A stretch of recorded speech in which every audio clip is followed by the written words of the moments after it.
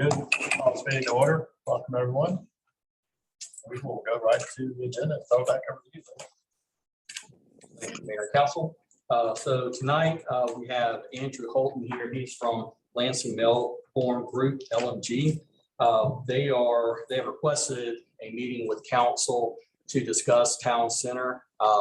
This is specifically both phase one here on the side of town hall, as well as phase two. That is the remainder. So I'm going to go ahead and turn it over to Andrew. This is a rezoning plan that expires on December 31st of this year. So he'll pick up from there and turn it over to you. Okay. Thank you, Lee, Mayor, Council. Thank you for speaking with me this evening. I appreciate the time. Excited to be back with you. We were virtual, I guess, 3 or 4 months ago. Very briefly, we extended the rezoning commitment from the town. So I wanted to speak a little bit about that, but also talk about sort of how we have been working on some renovations or some new versions of the different phases of the plans that I think the previous development group had spoken with you about several months ago. So with that,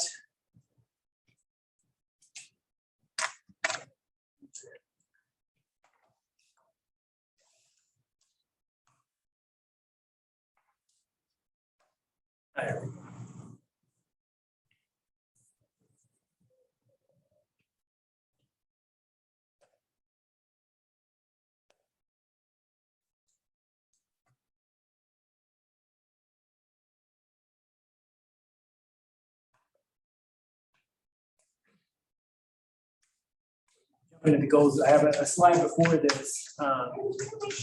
James, is there something I need to be pointing towards to get it to advance? There should not be. Okay. Well, this is the starter slide.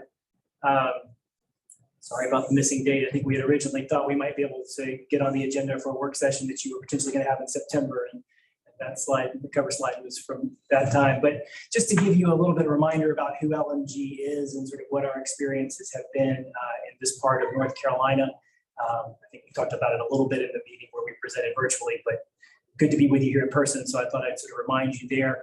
We're a development company that's really focused on developing meaningful places, not just developing buildings, but we think about developing communities and being deeply engaged with partners both on the private and public side for extended periods of time. We really focus and specialize in public-private partnerships. And so if you look at the portfolio of projects that LMG has done in the last 10 years and the ones that are in our current pipeline, you'll see a lot of sort of local government-based relationships. In North Carolina, that's definitely been our path thus far, and partnering in a number of markets that are fairly close by. We have active projects in Kannapolis, in Concord, in Gastonia, and Mooresville. Different stages of development. In Kannapolis, our project work is most evolved, and we're actually several projects into what is a master development plan there in Kannapolis. In Concord, it's a 3-project sort of subset in the historic downtown. Gastonia is also sort of an adaptive reuse project with a mill building there. And in Mooresville, we responded to an RFP the town put together to do some infill development in downtown. But those are the projects that we really specialize in. And so this project's a little bit unusual for us in that we're kind of coming to the table through an existing landowner. The existing owners sort of had reached out saying they were looking to sort of expand their team and think about a different way to structure the town center proposals.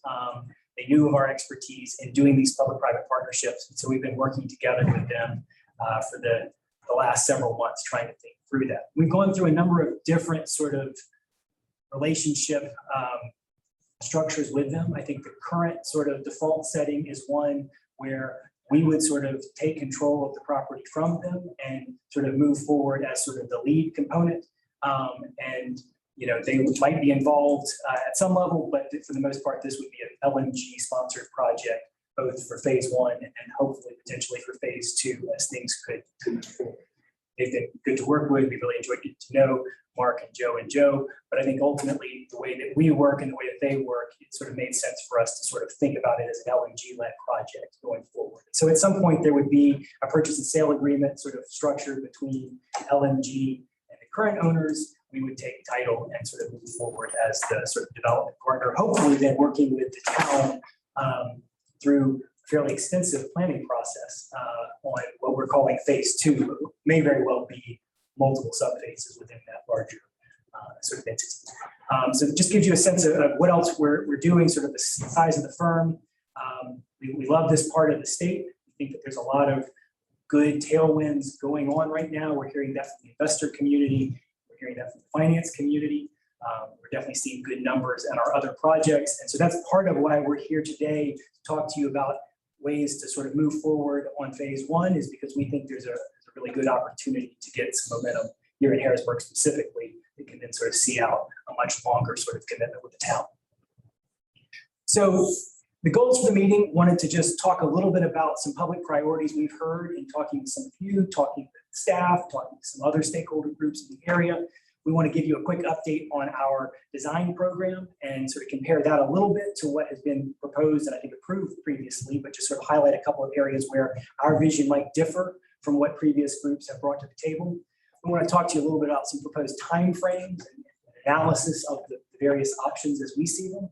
And then we want to talk to you specifically about moving forward and if there are any necessary conditions on the phase 1 sections and move towards a sort of more public-private partnership focused viewpoint towards a phase 2 master plan.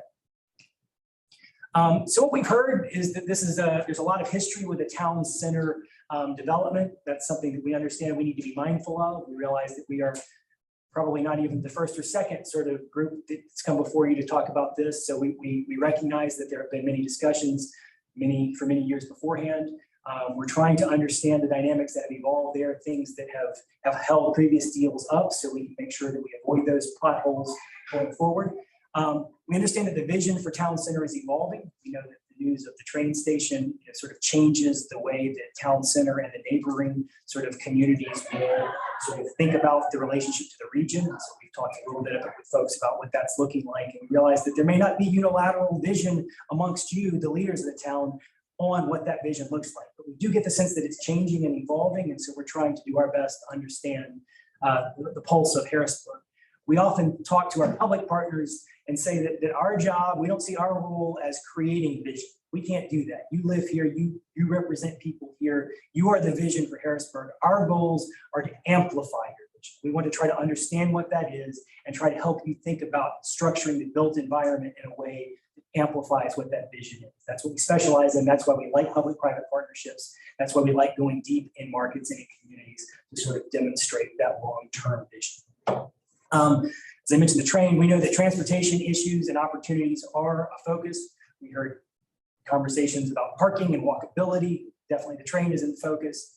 We understand that mixed use is desired, and there's seem to be divergent feelings in the community about housing, what type of housing, how much, what's the right density level. We understand that, and we're trying to sort of understand where that vision ultimately will point towards. We do understand that there is a diversity of opinion about that. We know that commercial and retail is a target. We also know that the economic development strategy is evolving, and that where Harrisburg fits in the Cabarrus County sort of landscape and where Harrisburg fits in the greater Charlotte metro region landscape is sort of a regular discussion. We've talked to your staff on multiple occasions about what the economic development strategy is. And so that's something that we really hope to continue to discuss and understand and sort of build into an infrastructure and building plan for town center. We understood loud and clear that there are certain types of uses that are less favored for the town center environment. That you have a sense sort of typical with sort of these downtown center sort of environments. There are certain things that you feel like are the core commercial drivers.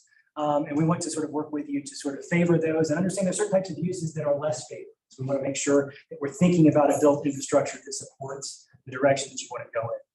We spent some time with your 2015 economic development plan and understand that there are strong desires to maximize existing assets and infrastructure to support multiple generations of residents. We think that's something that's really distinctive about Harrisburg, is that you do tend to serve a wide range of the demographic layer, and that's something that people are proud of. That this is a place where folks who are retired, as well as folks who are starting their families, can feel comfortable, can feel like they have access to a small town environment that is in the orbit of a larger region.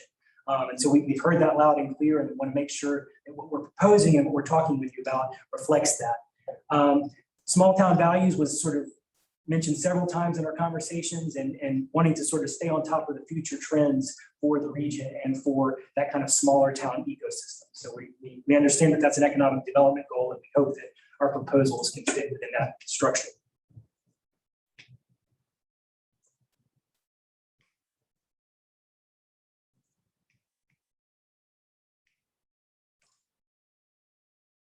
I may need a manual advance, James.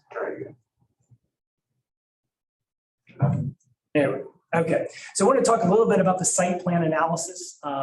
This was the prior approved site plan. I don't know a whole lot about it other than what I've read from your public record and seen, but this is what I think the previous development group had put forward. I think this was the prior approved development scheme that had been approved.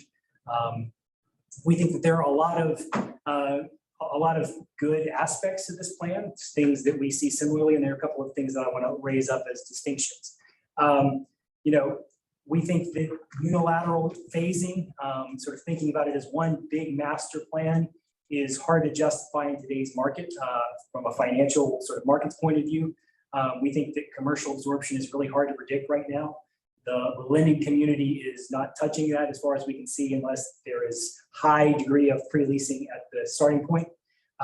Residential demand is strong, but we think that it's important to pace, especially in a market that doesn't have a lot of multifamily in that town center. We think that sort of predicting what that ultimate absorption is going to be difficult. And we understand that there are probably some difference in views among the council members about what the right density level in town center would be.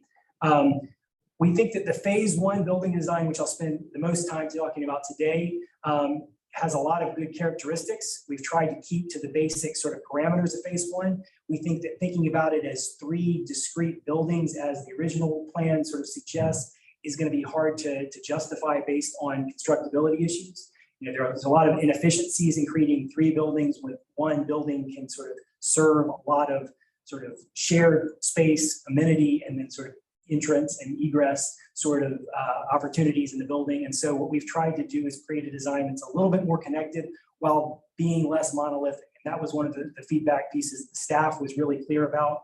We've talked a lot with Sushil, talked a lot with Lee and the team, Rob, about what a sort of scalable sort of look would be like for that block. And so we've tried to take those notes and make initial sort of shifts to the plan that we think sort of capture that sort of 3 building feel, and sort of from a pedestrian point of view sort of reflect that, while taking advantage of the constructability and efficiency elements that we need to think through.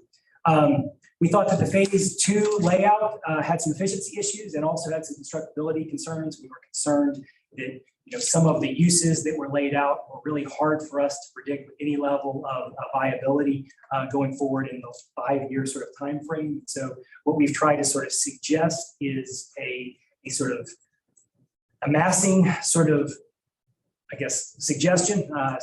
But ultimately what we want to sort of talk to you about is engaging in a full-blown sort of planning process on that phase 2, potentially considering fully rezoning what is currently there and going through the public process and trying to really work with you to develop that vision for what the phase 2 piece can look like. We thought that the parking density and the solutions for parking were generally feasible. We recognize that the phase 2 element in the original plan had some structured parking, and that's something we look forward to talking with you about over hopefully the next couple of years.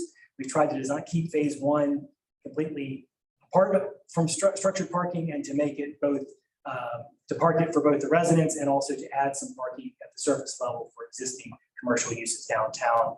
We really like the attention to the public and green space in the previous plan, and that's something that we've heard from folks is important as town center continues to fill out. We need to make sure that there's gathering places, the green space, the public art, things like that kind of make a town center feel distinctive and make people want to come and hang out there both during the work hours and after work hours. So this is kind of the basic sort of massings that we've put together to sort of represent what we think a phase 2 and phase 1 could look like. You'll see there on the left-hand side of the screen, sort of the way that we kind of see initial buildings sort of filling in the gap. there. Then on the right side is the phase one sort of presentation, which we spent a little bit more time on, or significantly more time on, trying to sort of work on a site plan that ultimately we think can stand on its own, while then continuing the momentum or building the momentum for the rest of the town center development. Here's some renderings of how we see that phase one looking. We've not gone through the planning process for this, obviously. This is early stages, but we wanted to at least give you some sort of general sense, pictorial sense of what we thought it could look like. You know, we've got a couple of different viewpoints that we'll share with you, trying to give you a sense of what the pedestrian street level might look like. And ultimately, we think that we're pretty close to what the original phase one program looked like. So the original phase one program sort of suggested 9,000 square feet of retail. We're proposing 8,000 square feet. That's a net decrease, but I think it's a big but. We really work hard to program the amenity spaces in the projects that we work on to be multifaceted. We're working on a couple of concepts in other markets that we think could work well in Harrisburg, ones that sort of have co-working spaces and others that would be open to others outside of just residents, but also provide an interesting amenity for residents. They may not require separate operations, so it could be run by a management company that we work with or an operator that we bring in specifically. So we think that the street level access is going to actually be in excess of what the retail feel, the access points are going to be in excess of what the original plan sort of dealt with. Maybe not the full 13,000 square feet, but we think it's probably north of 9,000 and closer to 10 or 11,000 square feet of feel on the street, like this is an active, regular place. There is a decrease in the number of residential square footage, but an increase in the number of units. So we believe strongly in these sorts of projects to highly amenitize the units, but to create smaller sort of footprints. That's sort of a product line that we work regularly with, and we think it attracts both folks on the early and the late end of the age spectrum, either people who are downsizing or people who are sort of getting started in their residential experience. So we have a couple of different floor plan structures and sort of models that we start with, and we try to build around them based on what we think the space is. So ultimately, the number of bodies who would be in the town center, you know, hopefully for much of their days and weekends, would increase. The total area of the project, the actual build project, would decrease.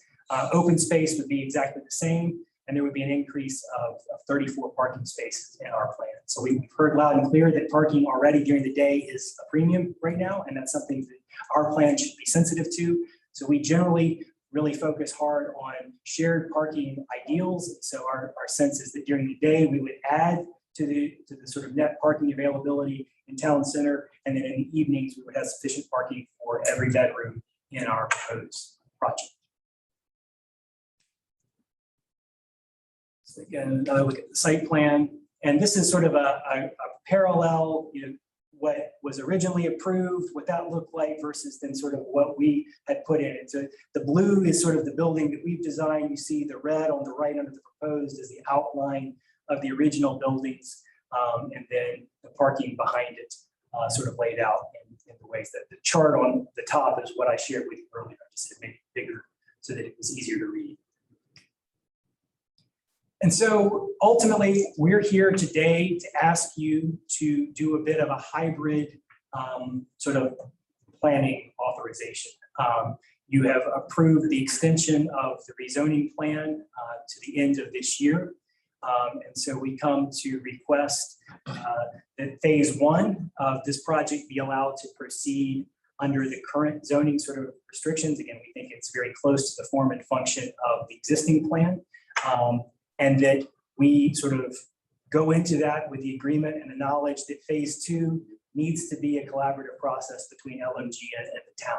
And so that the thought is that we would begin that public process for zoning sort of as soon as the final approval from the planning commission and ultimately the council sort of comes through for phase one, and take that as long as it needs to take. We are going to be incentivized to move it along as quickly as we can. I think the sellers of the property are highly interested to see the problem move forward, the project move forward. We recognize that these projects take time. We need to get inputs from all of the different stakeholders and public groups. The town has a process for that. There are probably sub phases that we can consider. We know that there are other public priorities within this project that need to be attended to, whether it's traffic concerns or lighting or public space. We know that parking is going to be the fundamental issue when you think about phase 2 and thinking about what the town's sort of commitment is and interest in committing to parking long-term needs to look like. It's going to be a long discussion. So we anticipate that that's at least a year process to sort of come together for a vision, and ultimately then we would propose a rezoning plan for phase 2 that hopefully we would all feel very good about and be consistent with kind of the public vision. It would allow us to move forward with phase 1 while we think there's a good window both in our pipeline and schedule. We've sort of been penciling this in as a project that we can move forward on relatively quickly. And so there is sort of a timing sort of premium for us, as well as then to allow you to know us, to build that relationship in a direct way, and to deliver on the site something that we think is very reasonable for what that plot of land, what that 3 acres, a little more than 3 acres, is sort of well set to support. So it's not like an alternative vision for that parcel, if it was by itself, we don't think would be a whole lot different from what we're proposing.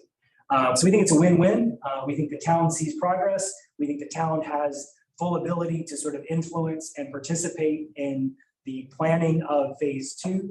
And ultimately then we're able to sort of move forward in a construction timeframe that we were hoping for and planning on. The alternative is kind of a full-blown planning reset. So if the feedback you give us tonight is, we're sorry, that's just not going to work, we need to let the current zoning expire and it's back to the drawing board, then I think the likely outcome is that the seller will probably bifurcate the parcels. We'll have to decide whether we're interested in pursuing phase 1 by itself. And then I think we have to think about how the 2 parcels reflect each other, and whether the town is interested, in fact, in something like what we're talking about, but there was some other reason why this kind of hybrid approach didn't make sense, and then assess whether it makes sense for us to sort of both continue in this direction. Not saying that can't happen, and there may be good reasons why that needs to happen, but I think that from our point of view, it drags out the phase 1 sort of process in a way without having kind of the understanding of expectations on phase 2 in a clear way. And so we want to definitely understand from you kind of what the goals and council vision is moving forward into the town center plan. So I know can't see the type super well there. It's coming up a little bit, so I'll walk you through it. So basically under that option 1, what we're calling the hybrid option, we would see a planning period that would take us through the end of this year into the first quarter of 22, working with your staff, finalizing approvals on phase 1. We then move as quickly as we can into pre-construction and going through the permitting process, finalizing our design and our project with a goal to sort of begin construction right around the first quarter of 23. That would then, I think, conservatively allow us an 18-month window to sort of build the project out. As you see on this, we would sort of then anticipate as soon as that planning process is complete, we would begin the planning for phase 2. And again, really work under your leadership through that process, making sure that we're coming up with an idea and a project that makes sense, going through pre-construction project and then sort of building it out over whatever period of time made sense relative to that phase. We didn't do that, but we were moving forward under kind of the complete rezoning sort of ideal. It probably adds at least another 3, if not 6 months to the planning process. So we're probably looking at finishing that sometime in the 3rd quarter. If you remember, we'll probably have to let the current zoning extension burn off. So we can have some initial conversations with staff at that level, but we kind of have to let the initial zoning burn off. We then start from scratch for a zoning process on phase 1. We're probably not going to be in a position then to begin the planning for phase 2 until the end of 22. And we would still anticipate that same sort of commitment to a master plan. We'd have to actually, because it would need to be rezoned. Sort of work through that, go through pre-construction. So at the end of the day, I think it's sort of the main takeaway from this timeline is it probably gets you phase 1 completed. It gets us phase 1 completed at least 6 months ahead of time, maybe more depending on what other delays might be in that second sort of option. And it definitely sort of gets us on a path towards phase 2 in a way that we can all sort of think about and sort of have a sense of what the viability is early on.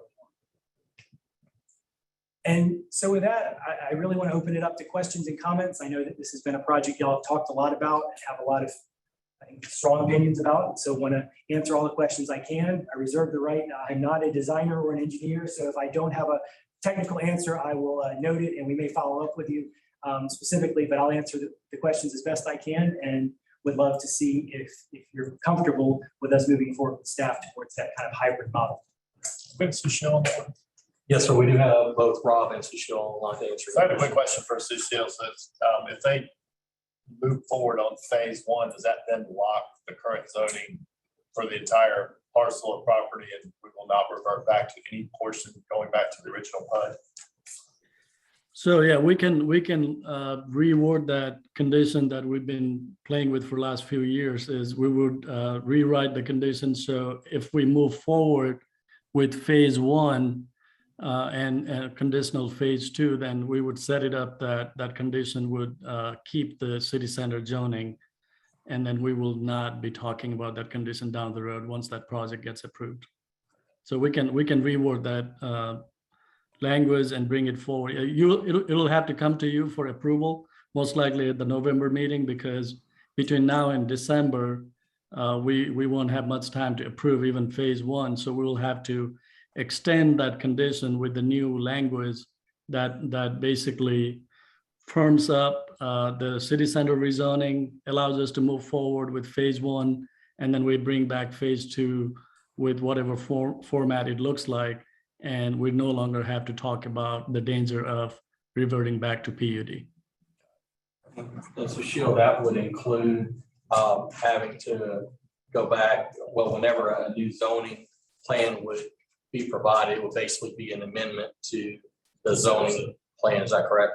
So yes, so the phase two, whenever it comes, it would be, so your current conditional city center, that rezoning designation would stay as it is. So what we will bring forward to you for phase two, if that option one is where the council lands, then that would be like, if you remember, we brought Farmington site plan amendment. So it would be similar to that. We would be bringing it as a site plan amendment to basically amend the previously approved site plan and attach a new site plan.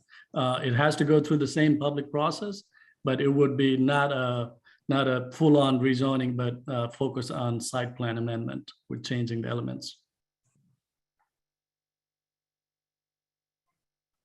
And as part of that process, council and staff can add any conditions as we see fit, as we go through that phase two or even phase one, as council reviews this. As phase one stands right now, it completely fits in the center city zone. Is that correct? The phase one, yes, like Andrew had mentioned, I think he did very good with comparing what was approved versus what is being planned. The only difference is, the bigger difference from a visual perspective is the breakdown of buildings. Previously, we had a center building with a little bit of courtyard in the front facing Main Street, and then two end buildings flanked on each intersection. So that was the concept we had in the previous rezoning. What is being presented to you is kind of a single building, so there's not a breakdown of building, but we kind of initially worked from some design elements to make it look smaller and to scale. But overall, your concept of getting some retail, that commercial feel to the ground level. So if you look at that image on the screen, so the one with the blue awning, that's on the two tail ends, that would be most likely more your retail commercial. And then the center piece is what one of the ideas we've come up with is, okay, this building and the residents will need some kind of amenities. Like we have seen a lot of the residential units have their own cafeteria or gym space. So having that on that ground level in the middle provides that inside look into that building and doesn't have that blank wall. So it achieves that relationship that we're trying to build with building to street. So we do achieve a lot of the elements other than that breaking up those three buildings. Yes, sir. Mr. Mayor, if I may add to that, I mean, so I think Sushil did a great job sort of laying out the differences. I think that middle sort of substructure that you see in the rendering on the screen now, that would probably house the leasing office, which, is just a commercial office that would likely have street view and access. We're working on a couple of concepts where we're sort of putting in together, like I said, this co-working notion, but also bringing in vendors who may already have a presence in Harrisburg. In Wilson, North Carolina, we're working on a project right now where we're talking to a local baker. We're talking to one of these vendors, kind of an entrepreneurial type who has an Instagram following for a specific product that they do, food product they develop. And so we would be one of the sort of distribution centers. There are 3 or 4 places across town where you can sort of go and pick this up. So it wouldn't just be residents who have access to it. It would be a clear amenity for them because they could come downstairs and have access to it. But others walking down the street, oh, well, that's where you can get the banana pudding donuts. Great, let's go over there. And so the idea is that they would have kind of a pop-up sort of facility that would really, hopefully, amplify some of the existing retail options that are in Harrisburg, and it would be another point of distribution that would both serve this part of town center and the residents, but also be a way for them to participate. So we talked with coffee shop owners in several of the markets where we are, and rather than trying to bring in a competing franchise, we said, look, would you like to not lease our whole sort of club room, but just lease the coffee table portion where you've got the espresso machine, you've got the carafes, or basically a much smaller retail footprint than what they would do otherwise. And we're providing the seating as part of our club room amenity, but they're then having another point of distribution, a point of sale for their product. So it's not competing necessarily, but it's sort of amplifying again their business model. So that's something we definitely be interested in exploring here. Done zero legwork on that, so I have no idea where things might stand here, but that's what we've been doing in other markets and have seen that as a productive way forward. Other questions? How much upfit will existing buildings need to do to get a more unison look? And because what you're presenting tonight is clearly different than what's there. And you would like to make it, I guess you would say, it all look the same when you drive in, but being that you guys do this more commonly, how does that work? So I will give you a layman's response to that, but that is not my professional area of expertise. I will tell you that our architecture team, again, Councilman Patrick might have a better outlook on this specifically than I do, but I know they spent a lot of time looking. They've been to Harrisburg. They spent time looking at aerials and looking at the sort of existing architectural structure. They've looked at not just the town center, but also some of the residential structures behind, and sort of tried to reflect that as best they could. So I do know that was front of mind. I think we welcome feedback either at council level or the planning commission level.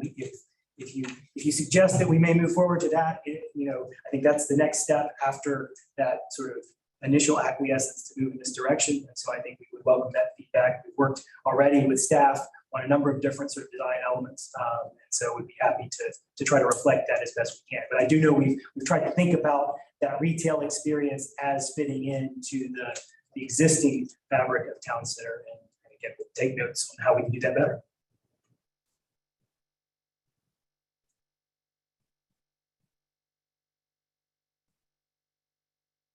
By a crowd.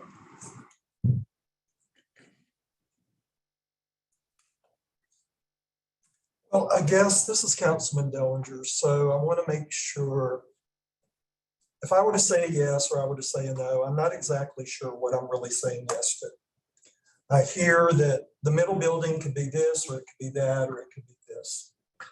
I'm not so sure I hear, is this apartments, is this townhomes, is this? Great question. I'm not sure what I'm agreeing. And when we talked through the Zoom meeting, one of my biggest concerns, and I really only heard you mention it minor, was road improvements. Okay.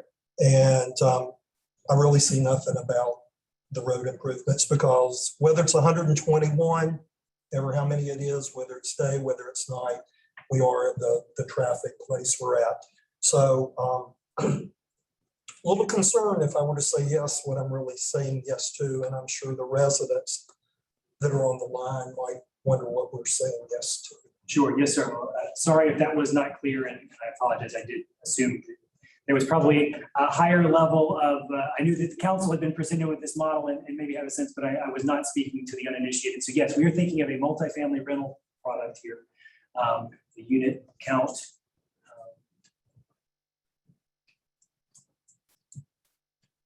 Well, the program, it's right around 125 units, I believe. It was on that chart that I shared earlier. So that would be the number of summers. Your staff has done well to communicate the traffic concerns. And so we fully expect that would be a point of negotiation at the planning stage, understanding what the current traffic improvement analysis has provided, and trying to figure out what elements of that master plan, the approved master plan, we can sort of work into phase one. So we've had that conversation. We've not gotten into much detail. Sushil shared with us the TIA in our conversation preparing for this meeting. And so we understand that. I think you'll find one of the things about our firm and one of the things that we take pride in is we'll be very transparent with you about the dynamics as we see them. And so we look forward to that conversation, that dialogue, and we want to include as many of the public priorities into our project as we can. And where we see there being stress points, we'll let you know that, and hopefully we can solve those together.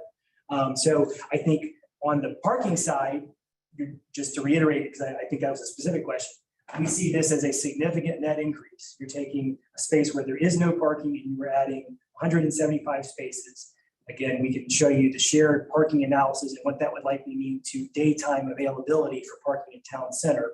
But you can expect that a large number of those will be available during the day. And we are very comfortable planning residential projects that have that shared parking concept.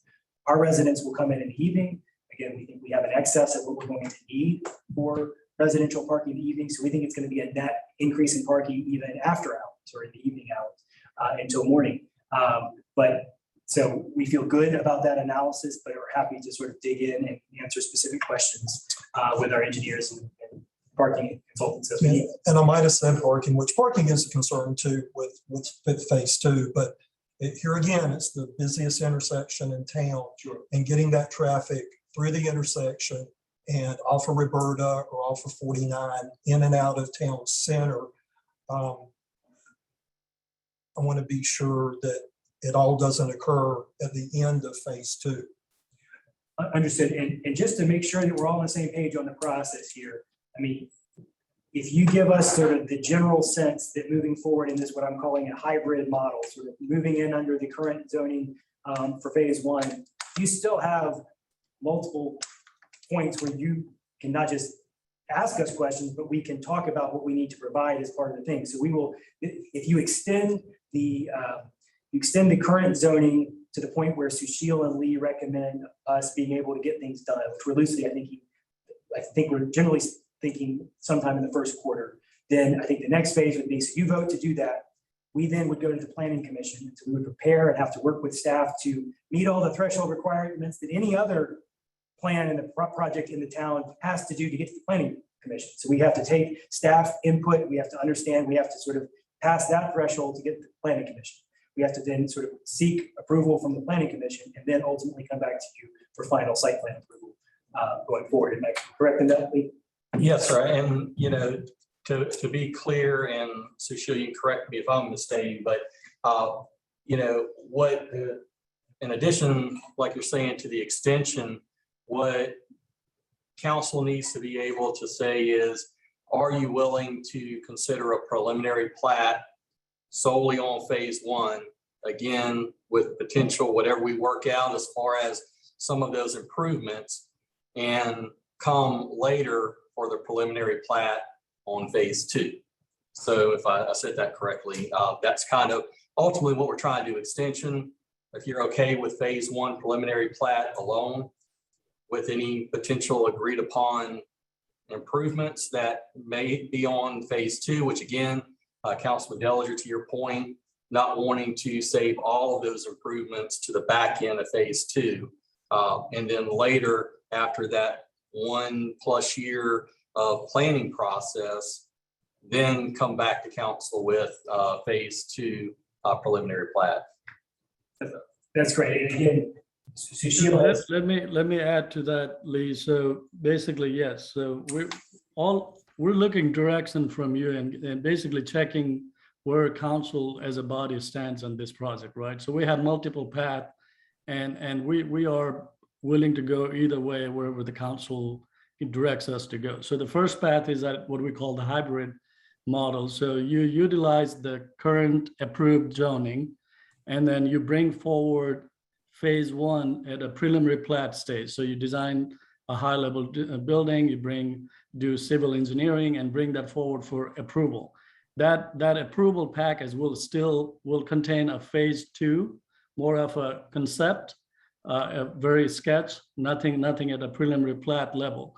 But one of the understanding here in that path is that phase two will come back to you down the road in this approach as a rezoning site plan amendment, and you'll have an opportunity to add critique, add conditions, all of that. And also on top of that, even during this phase one preliminary plat discussion for this site you're looking at, you could, if council chooses to, add certain desire or certain elements that you could say, phase one, move forward, but for phase two, these are the high level elements we want to see, and we want to make that package approval as this preliminary plat comes through. That way you're putting staff and the applicant on notice that whenever that rezoning site plan comes in, that overall design parameters are already been agreed upon, and then we flush it out when it comes again in front of us. Andrew, you mentioned this is a new type of project LMG would be involved in, because in most instances, the town already owns the land or it's a rehab project.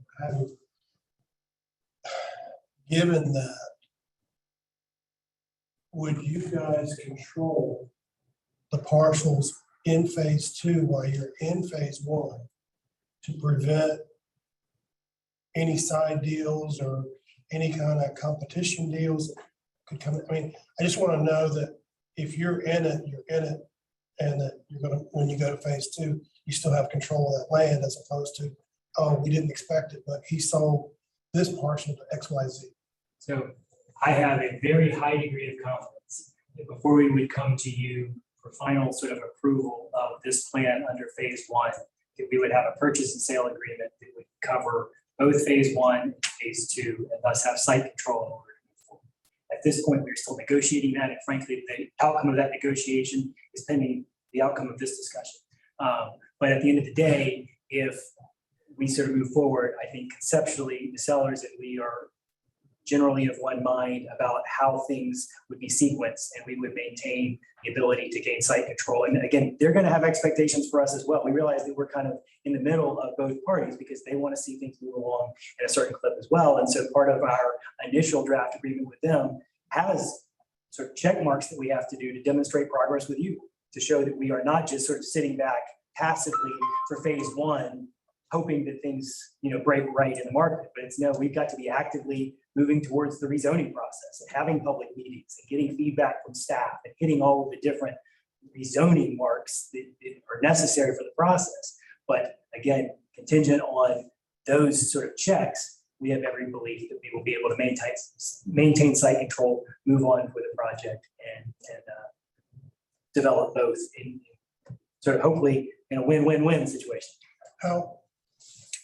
How ingrained are the apartments? Is it up for consideration? Could it be condos, townhomes, or is it you've decided it's apartments? We feel pretty strongly that the market analysis right now in Harrisburg leans heavily towards a rental product. We think that there's a lot of sort of for sale product available in the town, and everything we've studied and we've done suggests that this is the way to go. So I think that we're pretty firm in that. Not necessarily for the phase two, but I'm talking about for this phase one. Mayor, Councilman Russo here from home on Zoom. Have a couple of concerns I think I stressed with Andrew about. First of all I used to live across the street from town center. How do we know that section 2 is going to be built? Are you going to buy the property off market? I know you already said some things about that, but I mean, this has been a hodgepodge project since probably 2000. I've been here over 30 years. So it's hard to say yes to one piece without not knowing if the second piece is going to come about, what it's going to be. And I got a question about the second piece of it. What's the current status of the Venture Church, Rocky River Church product? You know, there's a current property in town center is a very, very amazing business item. Ron, I know you attend Venture Church, and also know that they've had multiple fundraising campaigns for Rocky River property. Do you have an update or status? You can let everybody know what's going on with that. I haven't been there in 16 months, so I'm not certain of what their status is. Yeah, because I mean, I'd like to know that. I told you before when you called me on the phone that I would wish that you would buy the whole property. Then we would know that it would be getting developed. I guess phase two, let me ask this question, kind of tie on this. Back to the developer, without knowing you have all the property, it's hard for us to say yes because all of us have lived here over 20 years. I've been here over 31. And I hate to build one piece of it, and the other piece never amount to nothing. So you're asking us to reach out on the limb in my eyes because I moved away from that area because it was a cornfield when I lived there. Now it turned into what you're looking at right now. And it took so long to develop that you're looking at 2023, 24 before you're going to do the piece you're talking about tonight. So how can you say yes to this? And you might build this and walk away and we have nothing left for the rest of it. So that's my concerns. Is your land acquisition, I know it'd be a phase one, phase two, probably separate kind of deals, but linked together. Does it include all open parcels, including that property that currently has a structure on it that's been leased? So I'm going to be very careful in how I answer this. I would say we understand the feedback that Councilman Russo just provided.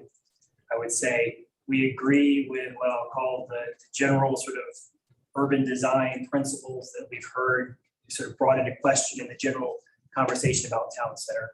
And we are actively in discussions with the seller about what it would look like to actualize phase two and what a transaction would look like to actualize phase two. As you see on the site plan, it is parceled to be a separate property. And so we are in negotiations with them, and on both sides, a lot of that, is impacted by how the feedback we get from you goes. And Councilman Russo, I understand what you're saying, and I don't know that I have a perfect response. I think at some level we are both taking a leap of faith. We are asking you, do you want the type of developer that we are? We've got a track record. We can introduce you to partners in the county. We can introduce you to partners across the country who have seen what we do. We would not have pursued this project based on phase one by itself, ever. Yeah, but you never dealt with anybody like Mark Schwartz. I told you that on the telephone. So Well, I have all of the respect in the world for the current owners, and they have a history in Harrisburg that well predates me. We've had nothing but positive interactions with them, and I think we have the ability to all do something well in a win-win-win situation. I can tell you they have a history that you can't back up. There's history you don't want to get involved in. I'm just telling you that if you owned all the property, it'd be really easy for us to say yes. We are a great council. We want that place developed, but we want the whole section developed, just not pieces of it. And I talked to you before, and you're telling me that no developers now do section at a time. Well, it's hard. It's a hard pill to swallow if you come in here and say what you're saying. After when you walk outside tonight, you can see what's there. Actually, since you included me in that, your dissertation just now, I don't remember said conversation that you referenced, but I was, be on the record to say, personally, what I have noticed since Venture has come in, good, bad, or indifferent, is there's more vibrancy in the town center since they came in. I've never seen crowds at Rocky River Coffee like piled in there. I've seen percent increase. I've seen my own increase. Traffic in town center seems to have increased. So I don't see it personally as a negative, but That's just me, since I was included in that conversation. I quite don't All I remember. know is I don't think the people of Harrisburg want a church in their downtown. That's all I. You know what? I haven't been out and told anybody. I would certainly love to have a poll just to see. Now, I don't think we get in the business of dictating a church or not a church. You know, the zoning dictates that. If we're gonna start spot zoning, we gotta be real careful. Can I ask this before? we- Yes, ma'am. Thank you. Thank you. So in phase 2, is a church, not this particular church, is any church a part of your planning for it? And the reason I ask is strictly because of commercial taxes and our ability to capture that for the town. So is the church a part of your plan when you talk about phase 2? So this is gonna sound like I'm dodging, but I mean this sincerely. We are still getting to know Harrisburg. There are clearly some deeply held feelings about some of these issues and a dynamic that I don't understand. And in my experience, the most important thing I can do is listen. That's part of why we've proposed a full-blown rezoning public process so that we can hear and understand. And we realize that there's not going to be a unilateral feeling. There may be disagreements among you, the council members. There most certainly is going to be disagreement among the citizens of Harrisburg. And so what we're going to try to do is apply the experience we have working in multiple communities, not just in North Carolina, but across the country, and give you our assessment of what makes sense based on what we've heard. And like I said, we can't define your vision. So we have to hear. And we've done some asking around, we've done some talking with stakeholders, but that is just scratching the surface. Right. And so we need to understand that. We need to understand the dynamics. We need to understand what the drivers are. What is the identity of Harrisburg going forward? And then we can say, okay, well, we've seen that similarly in this community, or we've seen this as a driver in that community, and show you some options and things, and then ultimately put together a plan that makes sense. Yeah. And that you'll feel comfortable about, the citizens will feel proud of, and that we feel like can deliver the types of meaningful communities that we're dedicated to providing. Yeah, so I agree with that. And when we talked about Harrisburg being that bridge community for all areas around us. We have NASCAR in our backyard. We have Charlotte ahead of us and Concord behind us. What are we offering people, especially when the train station that we know is going to be being built? What are we offering people when they get off that train? We don't have a good sense of what the town can offer and can provide to us. And we need to consider that, especially when people, business people and people who want to really invest and provide commercial tax money to us have here. We need to do a better job there. Thank you, Councilman. Andrew, Councilman Selberg here on Yes, sir. Zoom. So I've listened to everyone with due respect. Your product is second to none. I've seen your product regionally. You guys are incredible in what you do. Thank you, sir. Given the history of what not just this council, but what this town has endured throughout the process of town center, I would like to simplify it by saying this. We all need to get to know each other better. We need deeper, wider relationships, especially with professional developers as yourselves. And if you're asking for us to extend the current zoning to continue those conversations, I would be in favor of that. I'm not going to be in favor of approving any plats at this particular time, nor am I going to be in favor of approving any phases at this particular time, but I would be interested in furthering conversations by extending the current zoning so that we may get a deeper, wider relationship with your firm. Thank you, Councilman. Is it appropriate for me to ask him a follow-up question, just so I understand? Absolutely. Councilman, if you don't mind, I am curious, is, let's say in the time frame that we have proposed, which would sort of see us, I think, see staff bringing to you a proposal to extend the current zoning in November. That would then have us working directly with staff and honestly, whomever from the council is interested in participating in that process over the following, say, 4 to 6 weeks, to finalize our site plan on phase one, to take it to the planning commission, hopefully seek their approval, and then come back to you, say, in the first quarter of 2022, excuse me, you're ahead of myself. Does that allow us to build that relationship sufficiently so that you would consider phase one at that time, assuming we've checked all the boxes appropriately and have demonstrated a project that the town would be proud of for phase one? I can only speak to my expectation of involvement in this, which I would be involved deeply, no differently than I am with all developments that come to our area. I've heard from Councilman Rodney Dillinger, who seems to be a little confused too, and I'm sure he would want to be involved, as much as many of the council members, either currently seated or council members soon to be seated, as we are in the midst of an election, and those council people that may get elected would also probably want to be involved in those conversations. So in this stand based on the same question you just asked Andrew, what are the rest of you guys thinking as far as what you laid out? And would you have enough time from a phase one perspective, say they coming back against early next year to actually get the final approval from now to then? Is that enough time, especially before they aren't going anywhere, to make that decision, feel comfortable, allow them to move forward on phase one?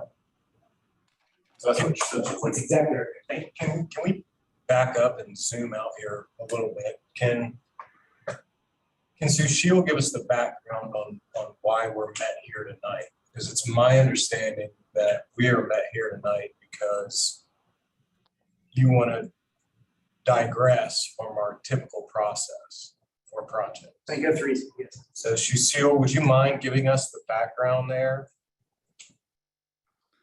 Yeah, so the purpose of this meeting tonight is to seek direction and confirmation on some of the elements that we've been working with LMZ for past several months.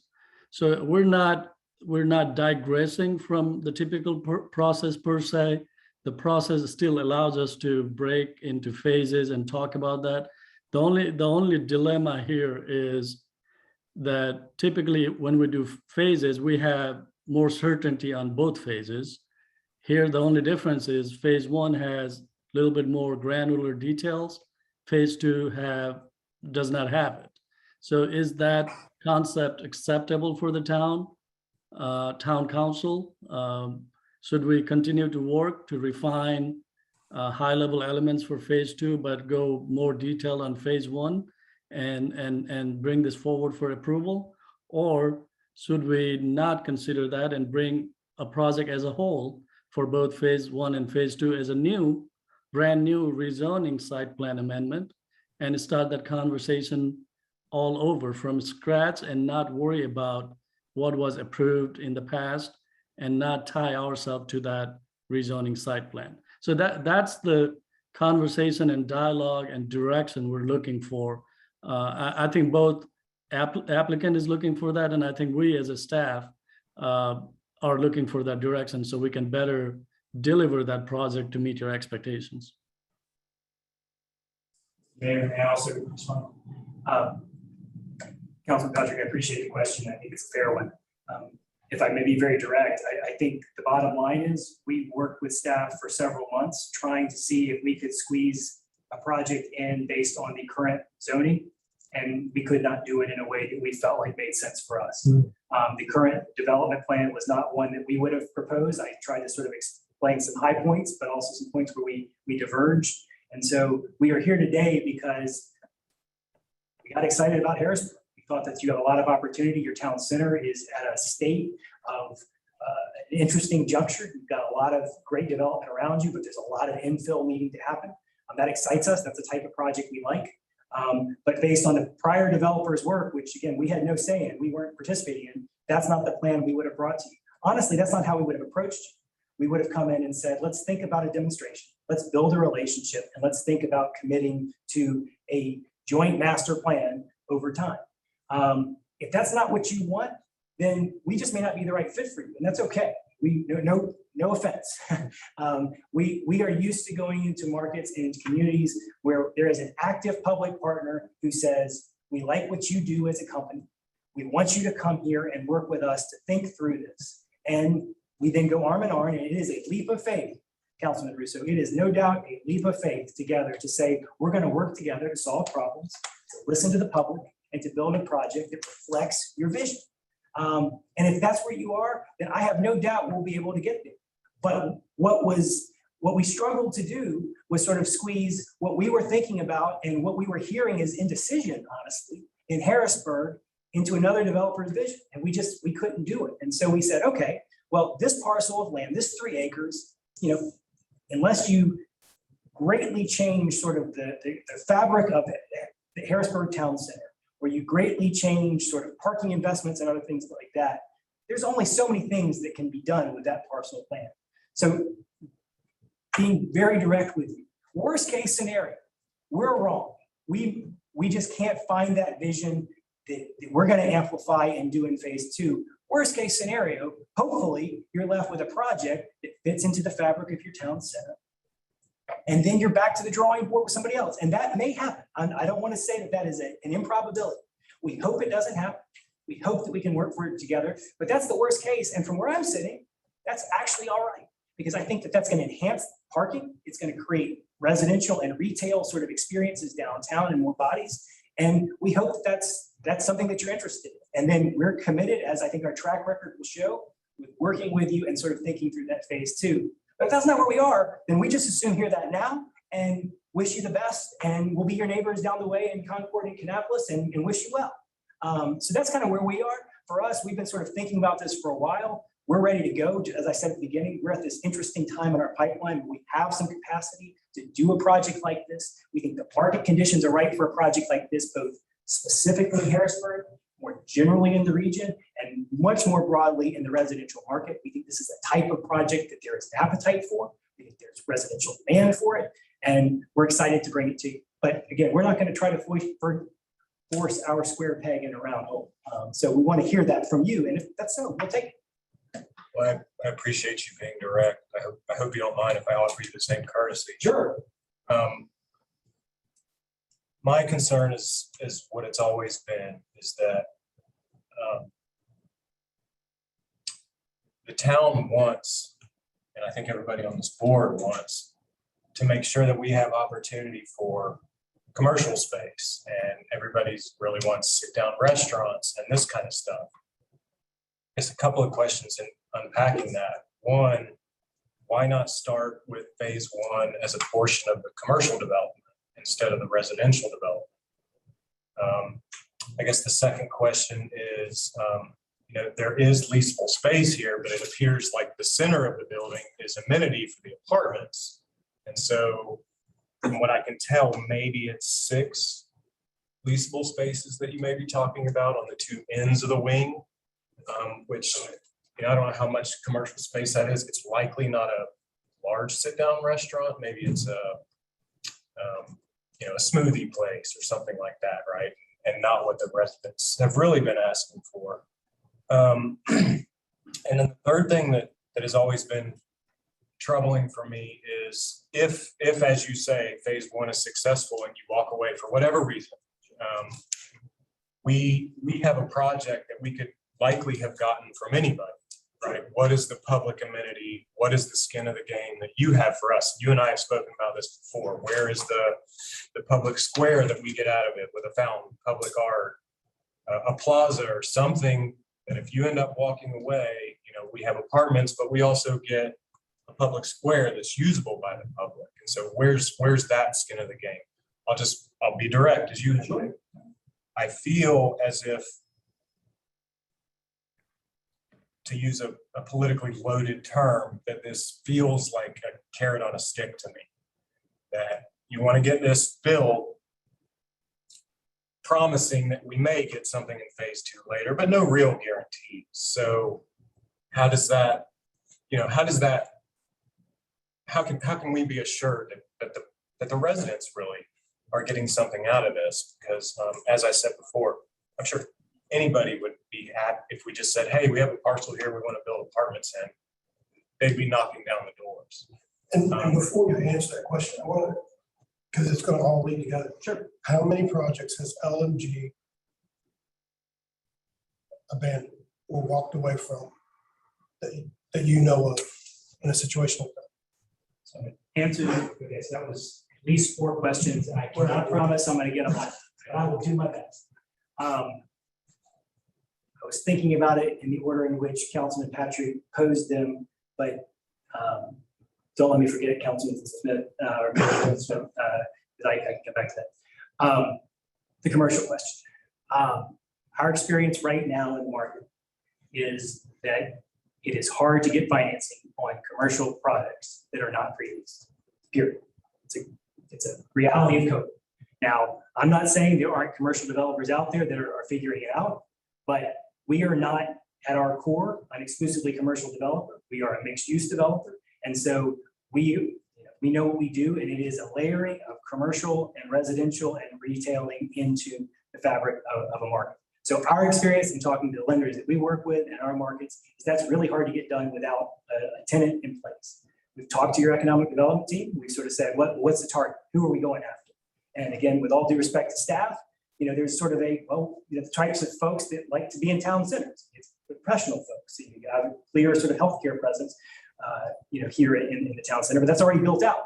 And so, we're eager to work with you, eager to sort of work with your economic development team locally in the county and the region and sort of think about what that might be. Are there specific sub-industry targets that Harrisburg is going to appeal to directly? Are there specific underserved populations? But we don't have that answer for you right now. And our experience is unless we do, we can't get that finance. And so, we've heard loud and clear that there's an expectation in the grand sort of plan, all phases together, that there be a commercial component. We started doing a little bit of research on that, and we have a couple of folks who we think might be very well suited to future phases. And what I call phase 2 is really the 10+ acres that are not tied to this 3 acres. So it could be that in and of itself has multiple phases, and we come up with sort of strike points and conditions on what can be approved so long as conditions are met. There may be a way to sort of engineer all of that in a way that I think makes everybody happy. I'm hopeful for that.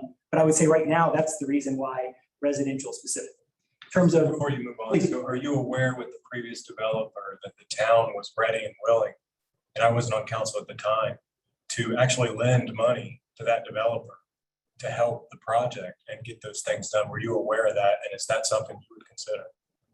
We would absolutely consider multiple levels and structures of public-private partnership. We have definitely, we were aware of that, yes. My experience in dealing with public-private partnerships is that those take a little while to bake. And that is something that we have to get to know each other, as has been said multiple times from multiple different angles. We have to get to know each other. We've got to understand what your priorities. I mean, I think I've been direct with many of you and with staff. I mean, parking is going to be the driving issue for you. And whatever happens with that 10 acres, parking is going to be your fundamental decision.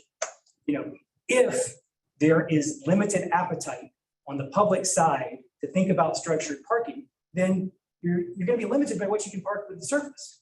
And that may be the decision. That's your vision. But ultimately, that is a reality. And so I guarantee you parking has to be part of the discussion. I think there are all sorts of ways to structure the public finance mechanism, to your point, Councilman Patrick, that I think we're happy to talk about. And I think that one of the things we bring to the table as a company is a deep understanding with both public finance and specifically parking, which connects to, it's actually a great segue to your other question, or one of your other questions, which was sort of the public amenities, the public space, all of that kind of stuff. I think have you all been to down West Avenue in Kannapolis recently? So, I cannot say enough good things about the vision of the city of Kannapolis and thinking about streetscapes and public space and how that integrates into the built environment. They were phenomenal partners in thinking through that and investing public dollars alongside private dollars to make sure that those pieces came together. We thought long and hard about what are the beer gardens going to look like that connect residential properties to commercial properties. And that was a joint effort. Some of that predated me, but that was a multiple year sort of planning exercise with the city of Kannapolis and LMG and their consultants, the city's consultants, thinking about how how that could all come together. So I think if you look at the projects we do, we are pro-public space. We are pro-public art. We are pro-amenities. In our experience, though, the best way to get at that is to sit down and understand what the public priorities are. Because I'll tell you what I understand, and in most of my experiences, you sit down with a council or a group of stakeholders, and you end up with a list of 80 public priorities, a huge sort of checklist of things that people want to see. And so what we can do is give feedback about, okay, what are the price points on some of those? What are the trade-offs? If you do this, what do you sacrifice to do that? You know, if you get this and that, can you then ultimately do this over there? And what then can lead to other investment? And at the end of the day, our goal is to try to sort of maximize the number of public pieces to this project that we can. Again, in many places, we're dealing with public land to begin with, and so that's a little bit easier. Here, it's privately held land. And so we have to think through and probably be creative about how we structure public uses. But, you know, a pocket park could be great. Is that something the town of Harrisburg is interested in investing in for all of the owners in sort of the town center? Or is that something that needs to be built in as an amenity for a different project? There are all sorts of ways to skin that cat. We want to have that conversation. When you and I talk, Councilman Patrick, we talk specifically about, are there elements in this fairly, you know, narrow streetscape sidewalk that we've sort of done to add in an element or two that sort of makes it inviting and sort of makes it creative. And so we would look forward to talking, not just with you, but with anybody who has sort of feedback about that for this project in particular. But I think on the broader planning, we're excited about that. Hopefully you can tell that gets me jazzed up. So we want to work with you about that and find the right path. And so, Mayor Pro Tem, Sorry, when you did the Kannapolis project, was it presented as a master plan or was it presented in pieces? so Kannapolis had several things going for them that, again, I hold up as distinctive and positive, not the situation we are here. I'm gonna answer your question, but I just want to make it clear that not everybody can do what they did. And if they had the ability to buy most of the property in their existing downtown, so they had site control, and then they invested. They hired the Development Finance Initiative at the UNC School of Government to come in and sort of serve as master planning, master development consultants to help them sort of put together a demonstration project. So the VITA project, which LMG developed, that just came online and is doing very, very well. It's part of what's generating the residential demand that makes us excited about Harrisburg. You know, it was originally called, if you look back and it was 2016, 2017, it was called the demonstration project. Kannapolis demonstration project. They did an RFP looking for a developer. LMG won that project and sort of moved forward with that. And so that was a situation where the answer is yes, it was thought of in pieces. And then they have been slowly developing, I think there were 6 blocks in that total sort of acquisition that the town made from Castle and Cook. And they've been slowly sort of putting them out for bid.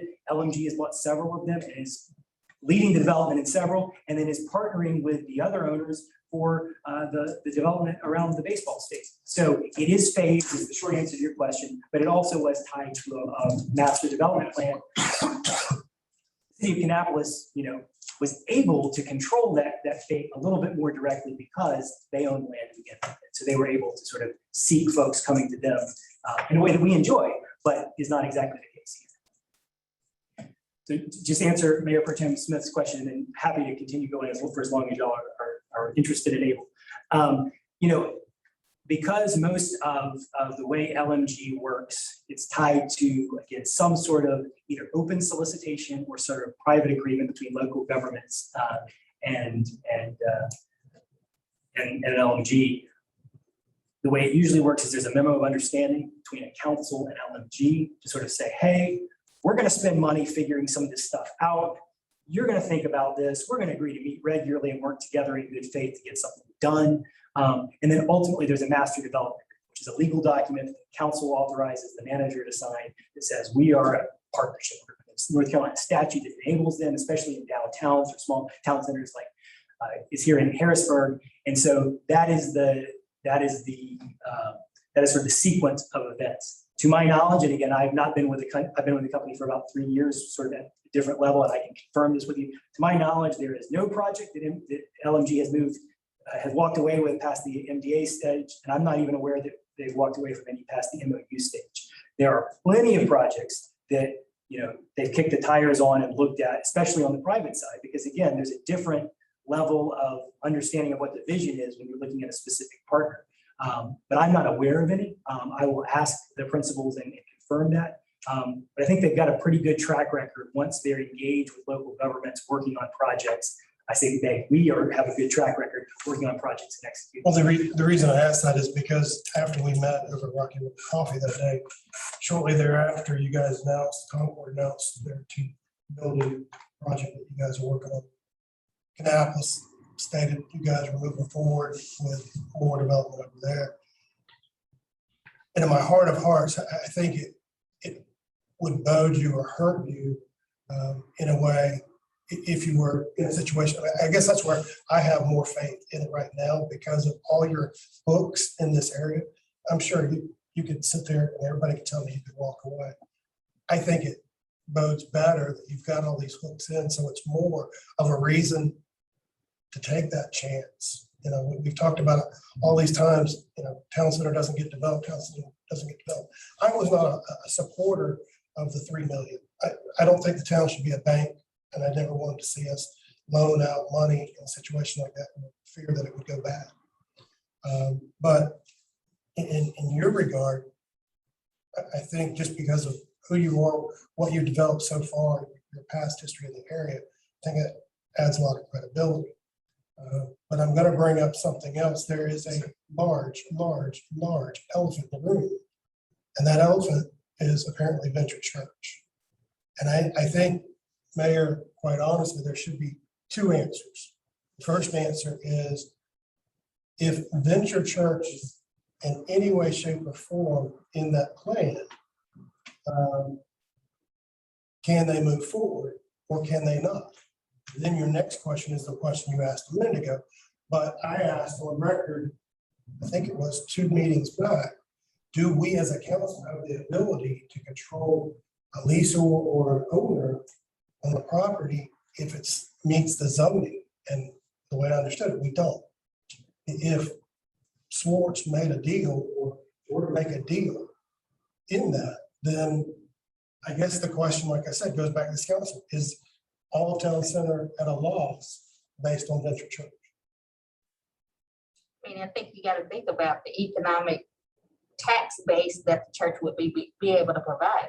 If it's a tax exempt organization, are we getting any tax money for it? No. I mean, how much are you gonna lose? I guess that's the big question.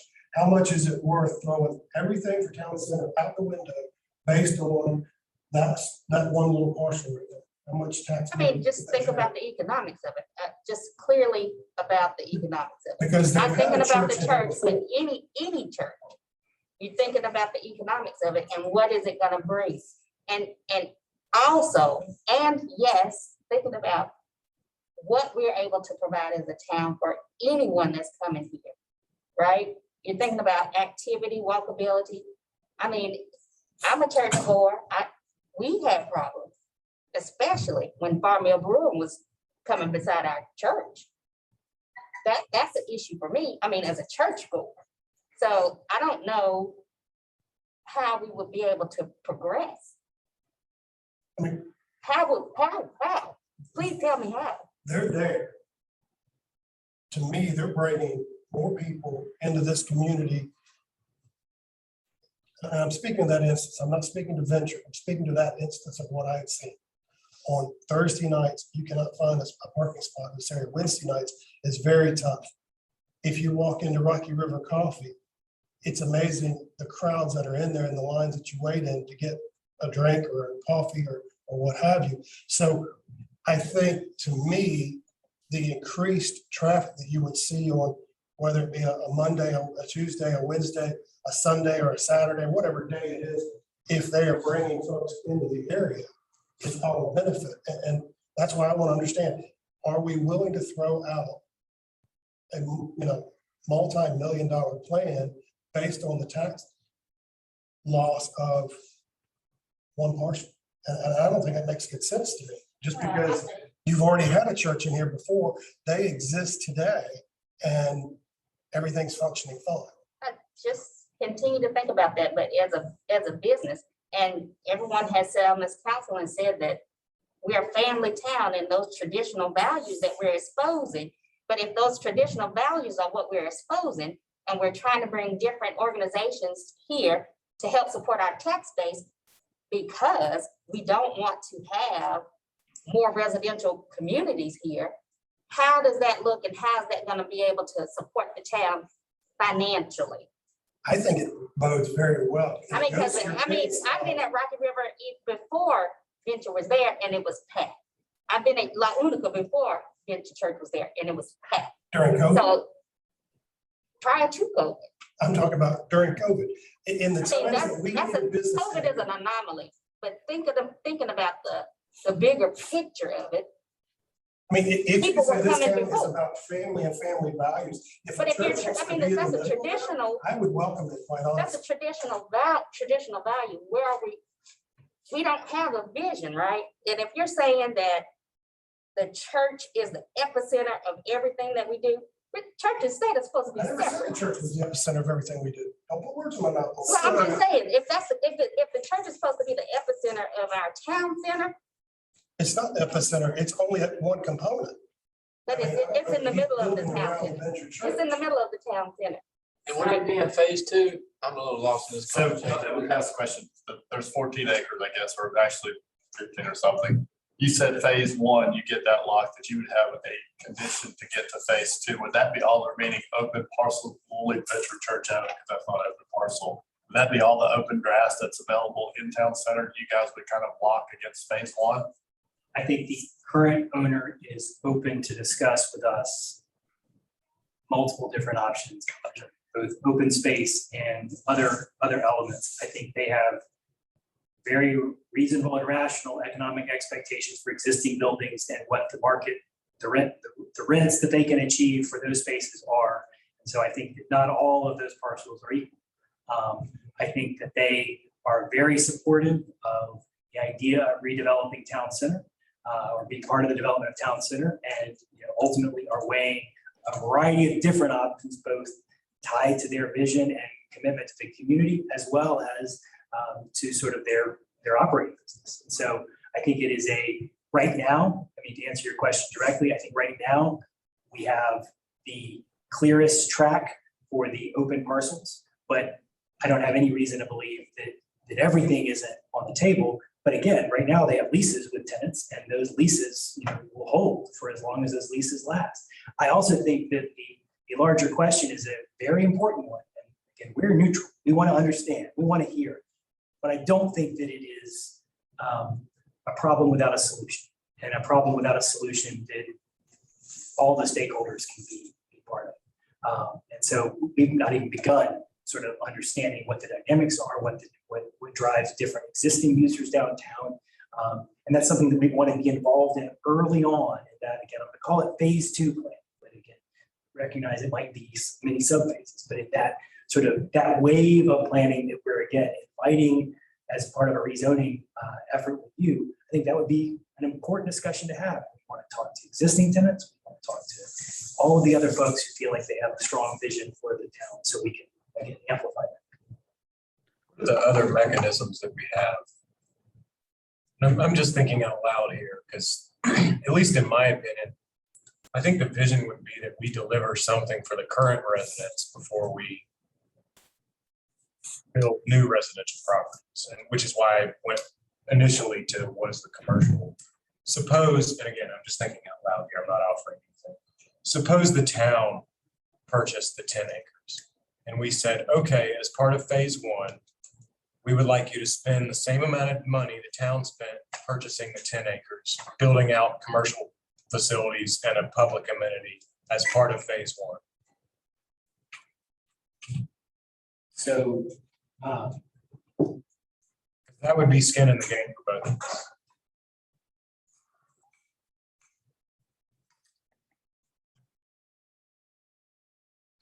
So I'm gonna cut against my own interest here a little bit and tell you what I think I would advise in that case. The town was willing to pay for it to purchase the land. I think from a master planning, sort of town center planning point of view, that makes a lot of sense. I think that, again, I have no idea how conversations with the owners would go there, so I have no stake in that conversation. I think if you were then to solicit developer interest in doing a project, I think we would be very interested and we would look at what you were asking for. And again, you see lots of types of solicitations like that, everything from kind of a some sort of upset bid process, sort of through state procurement rules. You see RFPs through sort of different downtown development sort of authority.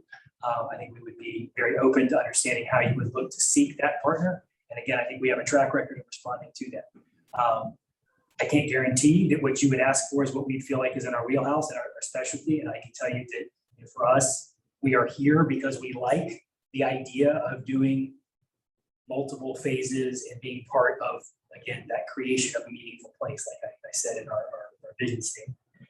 So I would say pretty likely, but it would all come down to the details. And again, my experience in both advising governments on developing RFPs and responding to RFPs from governments is that sausage making in and of itself. That's where you have to really take into account all of those 80 public priorities and decide where you want to go.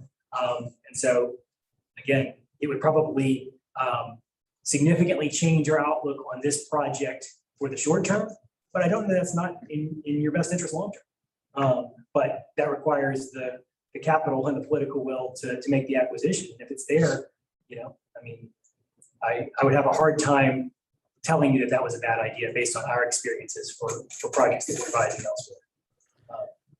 But again, that would be a transaction between you and the current owners, and I have no idea how that would be. I'll just add one more If I thing. may add to Council. Hang on one second, Troy. That's Sushil. Or Sushil. I'll just add one more thing and I'll shut up. I didn't know that we were here to make a decision tonight. I thought we were here to just kind of discuss our vision and discuss with you what you were offering. I think it would be a mistake on our part to make a decision on a special called meeting with 2 folks in the room, and I don't know how many online, without some sort of discussion in front of the general public at a regular council meeting, highly advertised. I just think that would be a disservice to the public. So I wasn't aware that we were. So I don't know that this is a formal decision. I think it's them having the comfort to continue down the regular standard process that we go through for any development, going through every one of the channels that you just stated, the neighborhood meetings, back to planning and zoning. I think primarily we need to get past extension of the current zoning to allow them to even get to phase 1. So if we're willing to say, can we move this out to another 6 months, but keep it anyway, that at least gives them the window to start that process that we normally require them to do. They're just asking for, does this feel like something you want to move forward on? They're not asking for a decision to say, yes, we're voting on phase 1. They have to still go through the entire process and then to get to phase 1. But it's my understanding, we would need to sit here and vote on either option 1 or option 2. Option 1 being not what we normally do, and option B doing what we normally Piecemeal versus do the entire plan. Correct. Am I mistaken here? I mean, we need to get direction on how council would like us to proceed as far as do we continue to talk with the developer along those lines, or if council is not willing to consider the potential of moving phase 1 up into this preliminary plat area within the next 6 months in that first quarter, then I think that's what they need to understand. I think that the extension is a relatively easy part to discuss with council and to get you to move forward. But I think we need the direction both from a staff standpoint and for the developer as far as is council willing to entertain doing phase 1 in some sort of fashion. And that's what the next few months would be working on to get before you again, or not. And if you're not, then that's something that they'll have to make a decision on whether they're willing to let it expire and do that longer process, which will probably get into the second or third quarter of the year, or if it's just not the right fit and they move on. So Shield by rights of the PUD, could they do this project? Bring it back to the PUD, could they put this project in place as it is? So by right, if you go back and look at the PUD that was approved, this area, the vacant parcels was targeted mostly for commercial. So all of the residential was to be flanked, and the residential is pretty much built out under the PUD vision. So your area that is left is more for activity, commercial, office of that nature.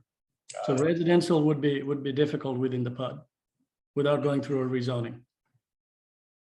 Mr. Mayor, if I may add on to what Lee said, our cards are on the table. We've told you what we will come back with and bring to staff, to the planning commission, hopefully bring back to you. And the question is, will you receive it? And if the answer is no, and I'm not saying we walk away, that's a whole different calculus for us. And I've got to go back to the drawing board with our team because we're talking about a 6 to 9 month sort of start from scratch planning process on phase 1 with no real sense of what your vision and goals are for phase 2. Again, maybe we have offline conversations with staff and others, and we start to get a sense of that vision, and that's exactly where we want to go.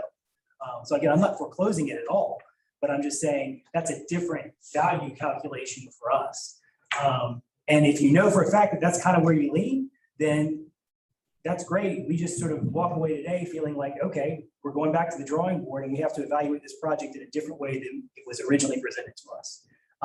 If knowing what you've seen for phase 1, you feel like it's worth continuing the conversation, and if with conditions and again all of the different sort of mechanisms that go through the planning process, you would receive it in the first quarter, with open arms, maybe not approved, but at least receive it with open arms, then I think we're predisposed to sort of move forward. And that's kind of where we are. And if the answer is no, then we'll go back to the drawing board and decide whether we can go start the process anew. So before the last 15-minute conversation, when you were speaking, I kind of got the inkling that, and you were talking about fitting a square peg in a circle or vice versa, whatever, is that I was kind of hearing, and tell me if I'm wrong, that you really were leaning towards option 2, that you would like to come in with your total vision of how you would have done it and would do it and see it being put in place versus trying to piecemeal it. Did I sense something wrong? With option 2 sort of doing sort of one unilateral phase as opposed to sort of subsection? Well, that you said, yeah, that you would come in, that you're coming in with it's all different than you've ever done before, but you would come in proposing it probably different if it was nothing was out there and you were just coming in. So if we were starting from scratch, if the town, Harrisburg, owned all the property in question and said, we want to do what Kannapolis did and come up with a master plan, then I think we would come in, and I honestly don't know what the results of that would be. We've not gone through that thought exercise. I suspect, Councilman Dellinger, that we would have recommended a demonstration project as Kannapolis did. I think there are 2 important things that does. It allows everyone to assess market conditions and confirm what we would all believe to be the case. It allows for the relationship between the developer and the town to formalize or sort of, crystallize a little bit more. And again, we've developed great relationships with our partners in Kannapolis and Concord because we have reps with them. We've been working with them for years and years now, trying to put this together. And you just can't replace that relationship anymore. You just have to build it. You have to get to know Steve Osborne and Mike Legg. You got to understand what the vision is and understand that, this is a pocket issue that is really meaningful in Harrisburg and is distinctive and has to be dealt with before anything else is dealt with. So we have to understand what those are, and then we make a recommendation. So I would guess that we would recommend some sort of demonstration project as a kind of first step. Again, if you own the land, then that gives you the back away point too. It's a mutual back away point. It's saying, you know what, for whatever reason this didn't work, we still have site control. So we're in a fundamentally different place, however, because the town doesn't have site control and we're dealing with an assemblage that has been put together by a private owner.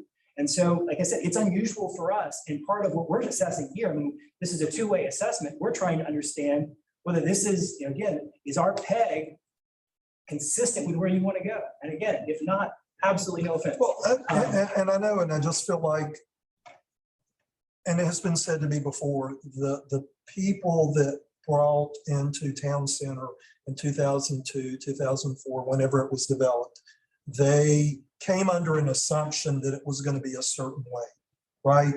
So here we are not presenting that. So I think we all up here want what's best for the residents that are here. And I want to be sure that we hear them again, that they understand that they're in the buy-in sequence also. Councilman Bellinger, I want to make sure that your question was answered. And correct me if I'm wrong, but if option 2 is what is moved forward, LMG would still come to you with phase 1 first, and phase 2 would still be in this process of this year-long process. Is that correct? I think that is the likely answer, but I will say, I mean, before we would do that, we would sit down and assess where things are, because we would take that at least as an initial voice of concern. And so we would understand what's driving that concern. And if there's a sense that, you know what, we don't really care about those 3 acres and we care about those 10 acres, and that's where you want to spend your energy, then we'd have to have a follow-on conversation with the seller and understand where they are. We'd have to look at our pipeline and our capacity commitments and understand, do we have the time right now to go through that as a company from scratch without that vision? And so I'm not saying we wouldn't, but I'm just saying that's a different analysis. And so I think our first response would be, all right, so you told us option 2. So we're going back to the drawing board. What does that really mean? Is there consensus? I mean, maybe not even consensus. Is there a majority of you who have a sense of what that means? Can we hear a vision anywhere that makes sense that we can respond to, Councilor Dellinger? And if not, then, you know, we'll have to respond accordingly. But our sense was that there was probably a vision in here, and we just have to sort of talk through it and work through it and polish that diamond and get it shaped up. But we may have been wrong. So you probably have a better sense of that than I do, honestly. Basically, Councilman Selberg here. I want to interject again, and I have a question for Shashil.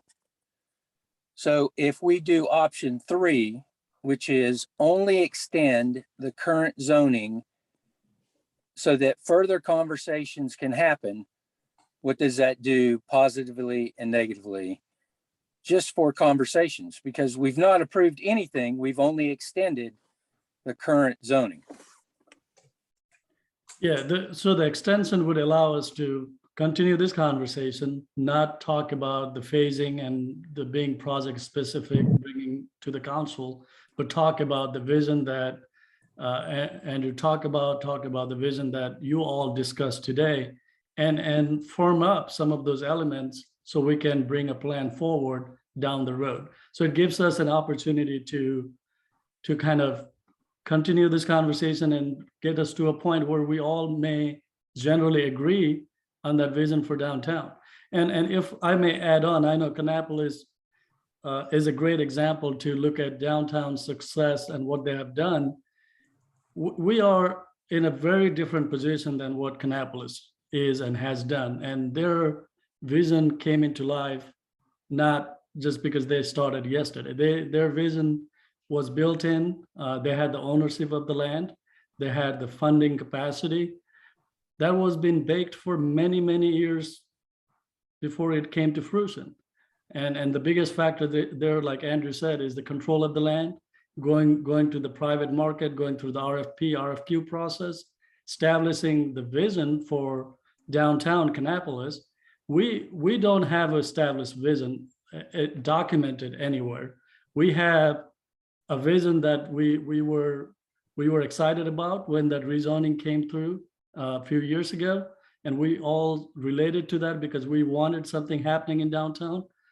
The PUD that was created many years ago, that was the vision for downtown, and we saw some of that come to fruition and some of that hasn't, and that has been the frustration for many of us from the council and from residents and from staff as well. But is there a vision document that we can go off the shelf, pick it up? We don't have that luxury at this point. So I think that rezoning in 2018 was our vision that we tried to relate to, and I think that's the conversation we're having today. Is should we stick with that and build on it with some variation, or that was too much? That was pre-COVID. Should we start fresh, have a reset, and go to option 2 and look at this vacant property as a new vision, get more public engagement, and go through that process? That's the decision either way. There's no right or wrong answer. You get different outcomes, but that's the decision we have to make. And when we say we as a town and council have to make and move forward.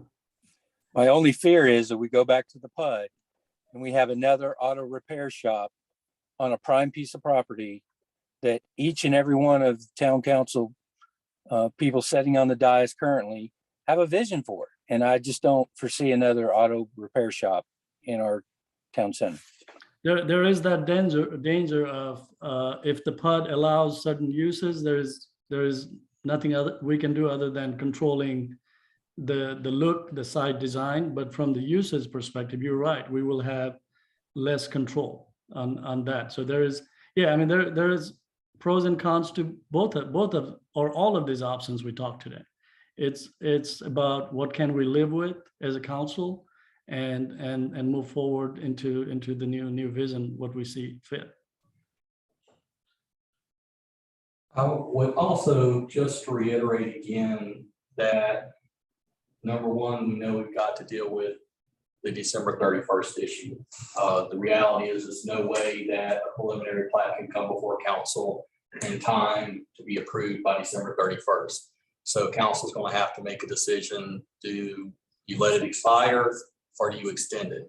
The second thing, again, reiterating what Andrew said is, are you willing to give staff and LMG an opportunity to work to a more refined phase one option that you would be willing to consider in a future council meeting? And not to say that you approve it, would you consider if we brought a plan before council? Again, we would obviously work with council, work with a lot of the details of, again, the skin in the game, what kind of improvements could we have, and then bring an option before you that you could consider whether you want to do it or not.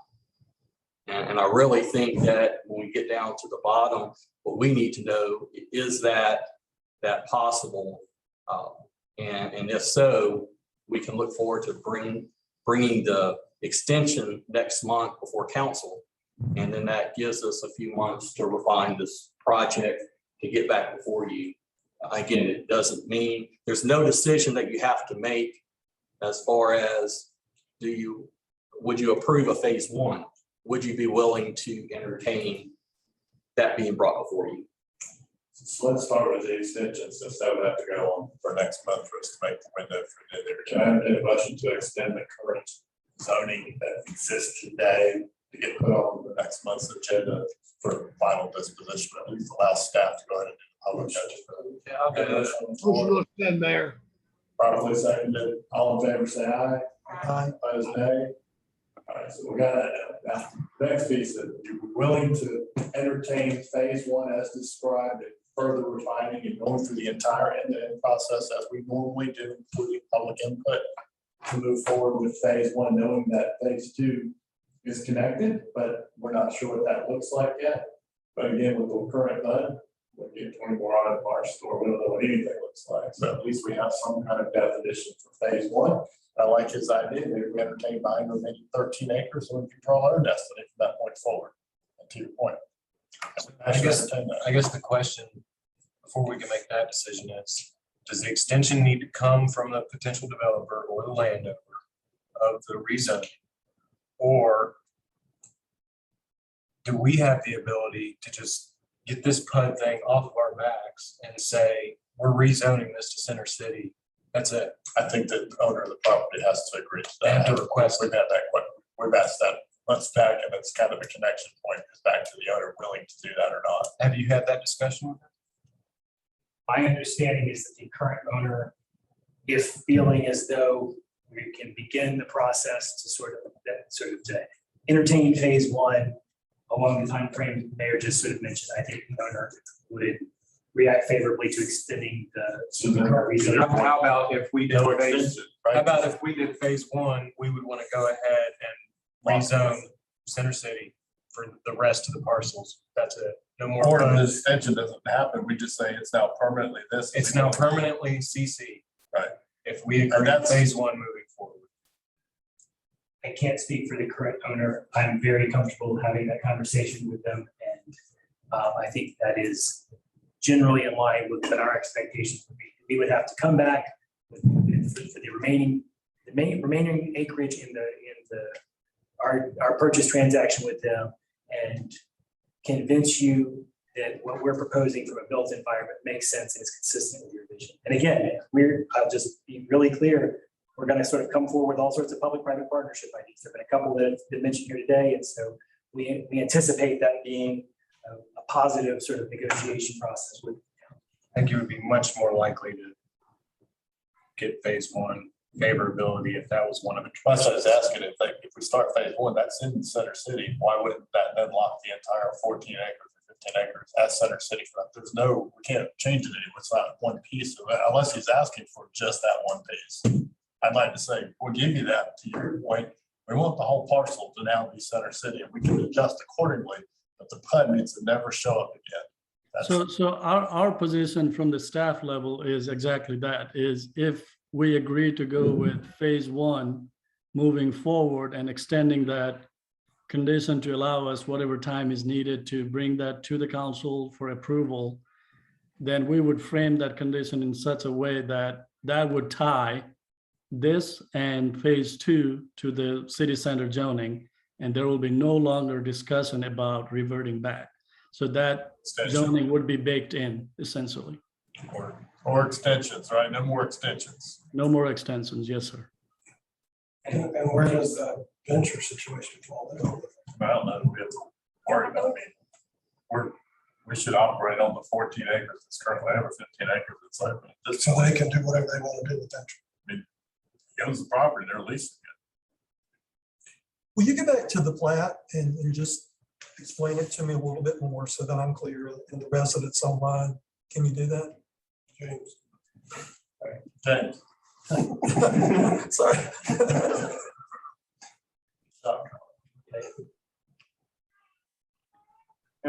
Yeah, that's our say. Yeah.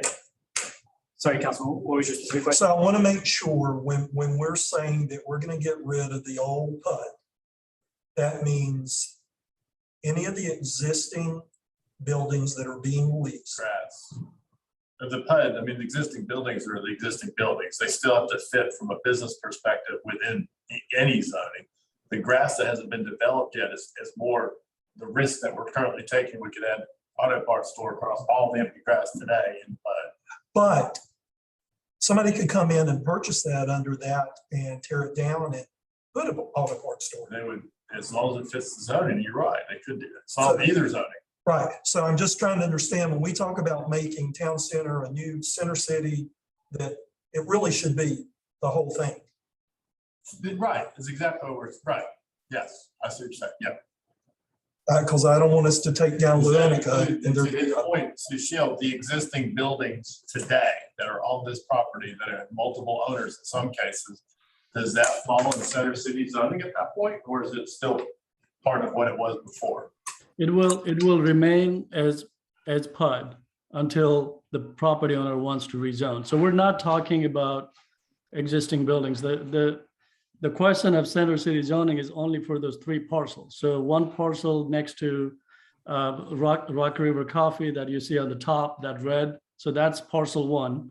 And parcel two is actually a very big parcel that takes into account that phase one, it's a connected parcel. So that parcel two and parcel three is where Venture Church is. The dilemma we had from the staff, just because we're tying it with the current zoning approval, is that zoning approval takes into account entire thing, including where the Venture Church is today. So from the staff perspective, I do not have authority until council directs differently to separate that parcel out, regardless of what use was there. So that's where the dilemma was. So going back to, is it going to change Novant and the dental and where Person Tap House to Center City zoning automatically? No, those will remain as PUD and will follow the PUD rules. So we could be making decisions in the future like we're trying to make now. Yes, so but within the framework. It's the PUD, it's still gonna come back for rezoning to something. Correct. It will have to come through the rezoning. if they want to change from anything PUD. But If if they you want to remember, Councilmember DeLenzer, I said early on, PUD has had a master plan. So as you look outwards, those were residential, and as you came inward to the inner part where we are talking about today, that was more commercial based. So even, let's say, for example, the residential you see today, somebody wants to sell it and do something else, most likely that will remain as residential even under PUD, because we have to go by those PUD rules. So the PUD rules were percentages based on where we're sitting today. As a result of some of this going to Center City, those percentages would then adjust accordingly downward, meaning you don't get as many residential in the PUD, you don't get as much whatever. Does it still get adjusted according to the original percentages of residential versus commercial versus retail? So if I had a townhome sitting here, can I rip the building down and build a auto parts store? Would it violate those percentages that are currently part of the PUD? I'll have to go back and look if there was a percentage defined. A lot of the vision was through the master plan and those color coded uses. I don't think it went into the I know they had specific. a specific amount of residential that was allowed in the PUD, and even in the open space, there wasn't about 90 more units that could be put residential within this current PUD. And I just want to make sure that that number, it should adjust accordingly as we pull property back out. Correct. Yeah, there should be that balance, net balance. You're right. Yes. Just want to make sure. So based on where we're at, we say move forward with continuing the planning process and receiving input on phase one, knowing that there's a phase two that could be attached. We could potentially buy property. We can still continue to talk about it, but give these guys a confidence they can start giving us more, and we asking more and expecting more. A motion on the floor, Second. properly seconded. Any more discussion? I don't think we have enough.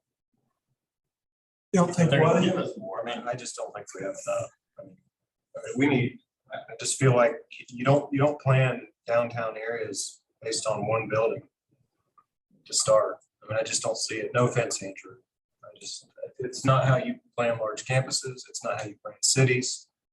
But even in the current COVID environment where it's kind of the model has changed, where trying to build a whole large thing is a whole lot more difficult than doing kind of the suggested method that they're going. I'm just asking you, I know obviously Merrifield is having the same problem down there trying to build out the entire campus when you can only do pieces at this point because No, they have any tenants. I understand that, but we're met here for 2 hours. And, we're making a decision that's going to affect the entire. But you really have Entire entire area. decision allow them to move forward. You haven't approved anything. I mean, this is allow them to give us more information. You can still say no at the end of it. We're not locking into an agreement that says we're going to accept what he just said. Yes, Mr. Mayor, I will say, if there is a propensity from council members to ultimately say no, that saves us all several months. I mean, so I feel like I'm not trying to in any way suggest you call the question, but again, we appreciate that feedback directly, because if that's the case, then we're gonna be spinning our wheels with staff for the next several months. And we just know that. Any more discussion? All in favor, say aye. Opposed, nay. Okay. Motion carries. Anything else? Any other questions, discussion points? Thank you very much for your time. Thank you. Appreciate it. Entertain a motion to adjourn. Motion to adjourn. Motion on the floor. Second. Probably second, all in favor, say aye. Yes.